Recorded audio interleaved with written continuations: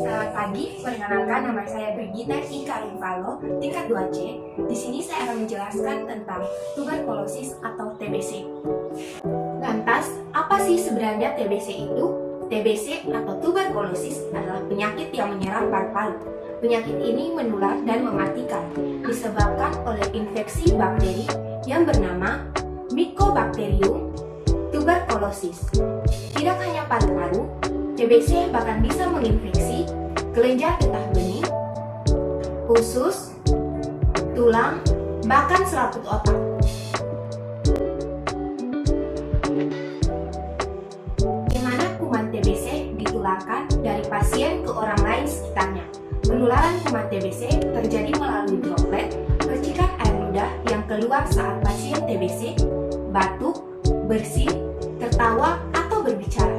TBC tersebut selanjutnya akan dihirup oleh orang yang berada di dekat pasien tersebut. Siapa saja yang berisiko tinggi tertular TBC?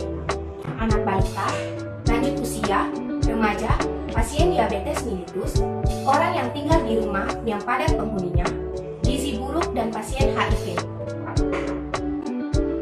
Berikut gejala jika kita terkena TBC. Orang dewasa, gejala utamanya adalah batuk berdahak lebih dari 2 minggu disertai darah. Gejala penyertaannya adalah demam, penurunan berat badan, keringat malam, sesak nafas, atau nyeri dada, nafsu makan menurun, dan lemah. Sementara untuk anak, gejala yang ditimbulkan adalah batuk lebih dari 2 minggu, pembengkakan kelenjar, demam tanpa sebab, berat badan turun, atau aran-arasan. Pemeriksaan fisik dan laboratorium untuk menegakkan diagnosa dari TBC ada 5 pemeriksaan. Yang pertama, pemeriksaan secara medis dan pemeriksaan jasmani. Nah, itu ada diafragmanya, tanda-tanda penarikan paru, suara napas bronkial, dan mediastinum. Kedua, untuk pemeriksaan spesimen sputum. Spesimen sputum merupakan pemeriksaan diagnostik yang sangat sensitif untuk mengisolasi Mycobacterium dan mendeteksi minimal 10 hingga 100 basi. Jadi, diperlukan spesimen dahak yang baik, sama dengan mikropurulem. Jadi, mikropurulem adalah nanah yang berwarna hijau ke kuning-kuningan, bukan ingus, dan juga bukan ludah. Jumlahnya 3-5 ml tiap pengambilan. Lalu, SPS atau sewaktu pagi sewaktu. Jadi, sewaktu artinya kapan saja. Dan pada orang dewasa diperiksa 3 spesimen dahak dalam 2 hari berturut-turut. Pemeriksaan yang ketiga adalah pemeriksaan darah dan TB skin test. Jadi dilakukan pemeriksaan darah rutin dan tes MACTOX atau uji tuberkulin. Pemeriksaan ini merupakan screening tradisional untuk mengetahui adanya paparan tuberkulosis.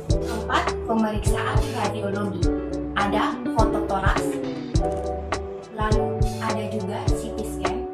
Dapat dilakukan untuk melihat adanya limfadenopati dan lebih superior dalam mengevaluasi infeksi TB paru daripada ronsen toraks. Dan terakhir, pemeriksaan kelima yaitu pemeriksaan penunjang. Selanjutnya, bagaimana dengan panduan pengobatan TBC dewasa di Indonesia? Jadi ada 3 kategori pengobatan, yaitu kategori pertama yaitu 2-HRZE atau 4-H3R3, yang artinya selama 2 bulan pertama diminum obat isoniazid, rifampicin, pirazinamid, dan ethambutol diminum 1 kali dalam sehari. Jadi dalam 2 bulan pertama pengobatannya tidak boleh putus. Lalu setelah 2 bulan pengobatan dilanjutkan pada bulan ketiga sampai bulan ke-6 diminum hanya sejenis obat isoniazid dan rifampicin yang diminum 3 kali dalam seminggu. Jadi pada pengobatan 2 bulan pertama disebut tahap intensif, lalu pada pengobatan 4 bulan berikutnya disebut tahap lanjutan.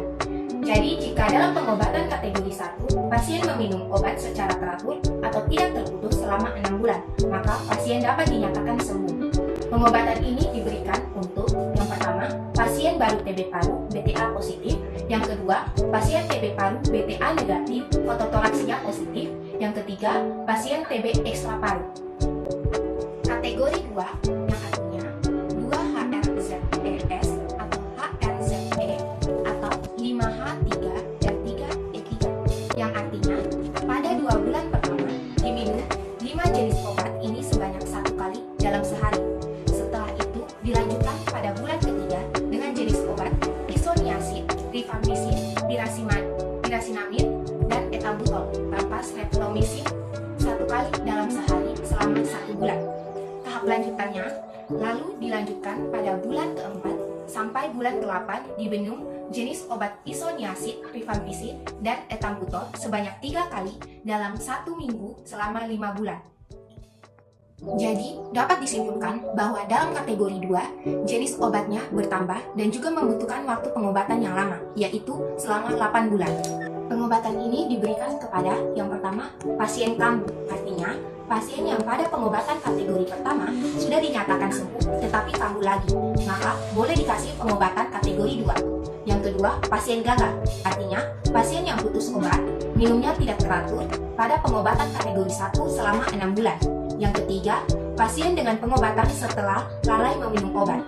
Kategori ketiga terdapat 2HRZ atau 4H3R3, yang artinya pengobatannya dengan cara pada bulan pertama diberikan jenis obat isoniazid, rifampicin, dan pirasinamid diminum sebanyak 1 kali dalam sehari.